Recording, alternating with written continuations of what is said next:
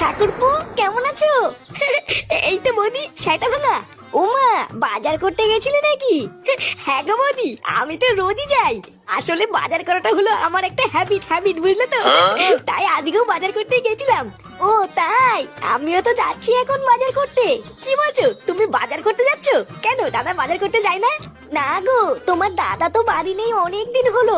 সেই কতদিন হলো আমাকে একা ফেলে বিদেশে কাজে গেছে, এখনো আসার নামই নেই জানো। এই মেরেছে। দাদা বাড়িতে নেই? তাহলে কালকে রাত্রেবেলায় তোমার ঘর থেকে ওটা কিসের শব্দ আসছিল? ও কিছু না গো, আসলে আমি একা থাকি তো, তাই রাতে ভয় লাগে বলে কাউকে না কাউকে ডেকে নেই।